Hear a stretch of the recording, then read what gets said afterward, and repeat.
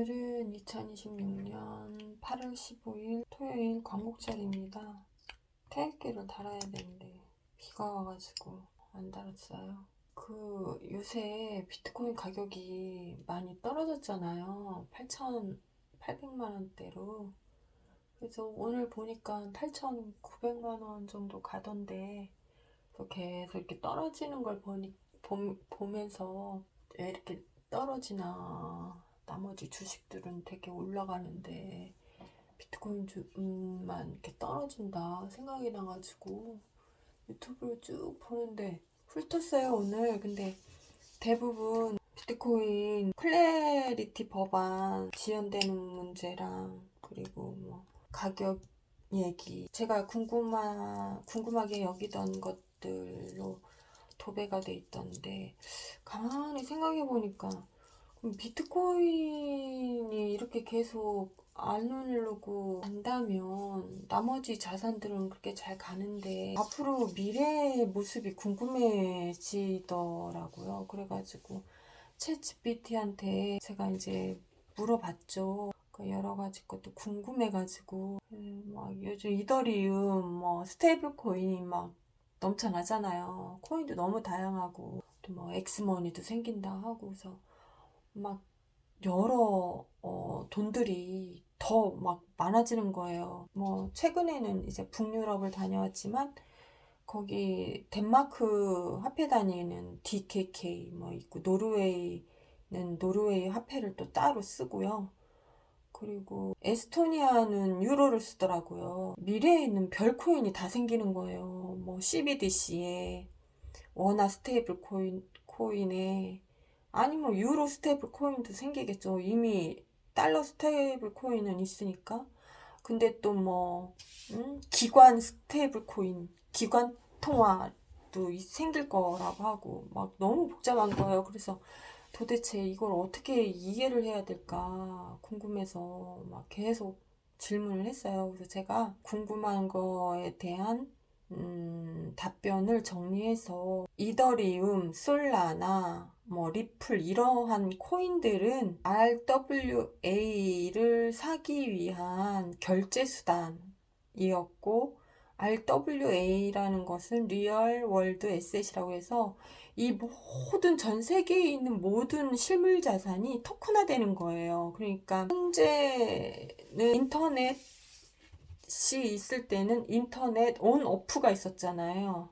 인터넷으로 켜서 들어가서 우리가 쓰는 것이었고, 블록체인을 썼을 때에는, 블록체인을 네트워크를 썼을 때는 온체인, 오프체인 이렇게 부르더라고요. 그래서 우리가 쉽게 생각하면 지갑 앱이 있어요.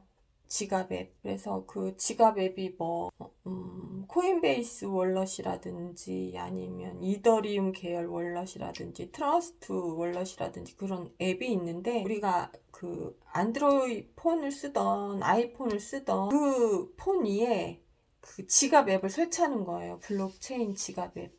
그럼 그 지갑 앱을 열면 블록체인으로 들어갈 수 있는 게이트가 열리는 거죠. 그래서 그 지갑 앱을 열고 모든 거래를 다 할 수 있는 거죠.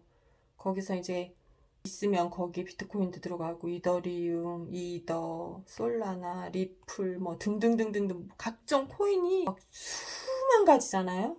근데 그 수만 가지는 다 못 쓸 것 같고, 제 생각엔 잘 쓰는 코인 몇 개가 살아남을 것 같아요. 그 지갑 안에. 그럼 현재는 그 지갑 관리만 하고 있지, 앞으로는 거기에 주식도 살 수 있고, 부동산 토큰화된 자산도 살 수 있고, 뭐 그 다음에 그 요즘 우리 K 콘텐츠라 그래가지고 드라마 김부장 재밌게 봤는데, 그 김부장 토큰도 살 수 있고 해서 모든 자산을 거기서 다 관리가 이제 할 수 있는 시대가 올 듯해요. 이제 그렇게 되면 스테이블 코인에 투자하시는 분들 있잖아요. 지금 뭐 이더도 갖고 계시고 등등 그러는데, 제가 그거를 생각해 봤더니, 왜 우리 한국 민속촌 가실 때 보면 돈 10,000원 주고 직접 그 10,000원으로 원화로 음식을 안 사 먹고요. 좀 엽전 같은 생긴 거를 돈으로 이렇게 바꿔요. 그래서 그 엽전을 이용해서 음식을 사 먹거든요. 그러니까 그거에 적절한 이해가 되지는 않을 테지만 약간 비슷하게 이해하기 쉽게 제가 지금 이해한 바로는 그것처럼 거래를 하려면 부동산 그 계약 같은 걸 하려면 스마트 계약을 하려면 이더리움 계열에서 한다 봐요. 그 네트워크에서. 그러면 내가 갖고 있는 원화를 스테이블 코인으로 바꿔요. 스테이블 코인으로 바꾼 다음에 그거를 이더로 바꾸죠. 그럼 이더리움이라는 그 플랫폼 안에서 그 이더를 써요. 그러면 그 이더를 쓰면 가스비 수수료를 받거든요. 이더는. 그래서 그걸로 먹고 사는 거죠. 수수료로. 그 플랫폼. 을 갖고 있는 이더리움은. 그래서 이더리움은 플랫폼이고 거기서 쓸 수 있는 통화는 이더죠. 이더나 스테이블 코인이겠죠. 그러면 생각을 해보죠. 그러면 한국미소촌에 갔을 때 그 엽전이 계속 이렇게 가격이 올라가냐? 그게 아니라 음식값이 올라가잖아요, 보통. 그래서 제가 생각하기에는 이더나 뭐 솔라나 뭐 이런 스테이블 코인류로 투자한다는 개념은 좀 우리가 오해하고 있는 것 같아요. 그래서 그 투자의 대상은 RWA다. RWA라는 그 상품 무궁무진하겠죠, 이제. 무궁무진하겠죠. 부동산도 그렇게 해서 쪼갠다 하고, 예를 들면은 어린 손흥민 선수를 발견하면 그 인적 자본을 토크나 시켜가지고 또 발행할 수도 있는 거예요. 그러면 이제 미리 사놓는 거죠, 유망주. 대망의 인기 선수가 되었을 때 우리가 수익을 갖는다든가. 뭐 등등. 그래서 그런 인적 자본도 토큰화가 된다고 하니까 그거는 이제 아주 먼 얘기지만 아무튼 제가 이해한 바로는 RWA는 상품이고 스테이블 코인이나 이더나 솔라나는 그 결제 수단이고 그러면 비트코인은 뭐냐? 굳이 황금도 토큰화되는 시대에 굳이 비트코인을? 라는 생각이 들더라고요. 근데 이제 그 시장이 RWA라는 시장이 이렇게 커지잖아요. 커지면서 사람들이 블록체인이라는 거를 쉽게 이제 거래하면서 신뢰를 쌓게 되잖아요. 막 투기라는 얘기를 안 하겠죠. 그때 되면 받아들일 수 있다는 거죠. 수용성 면에서. 근데 이제 굳이 그 비트코인을 하겠느냐라고 했을 때 GPT는 이렇게 얘기를 해요. 그 RWA 세상이 되면 이렇게 그 상품이 더 커지잖아요. 커지면 발행하는 코인 수도 증가하겠죠? 그 내에서 인플레이션도 어마어마할 거예요. 그러다 보면 희소한 가치로 포트폴리오에 예를 들어서 황금 10%, 금 투자, 금 ETF 투자, 국채, 뭐 한국 국채나 미 국채 토큰화된 거 10%, 주식 20%, 부동산 30%뭐 이렇게 포트폴리오에 1%라도 담기게 된다는 걸 예상을 하더라고요. 그때 되면 사람들이 수용성 면에서 비트코인을 이제 배제하는 게 아니라 얘도 디지털 자산으로서 받아들인다는 거죠. 흔쾌히. 그래서 한 적은 프로, 1%라도 받아들이거나 1, 2%라도 받아들이면 전 세계에 있는 사람들을 대상으로 한 그 RWA 시장이다 보니 파이가 늘어난다는 거죠.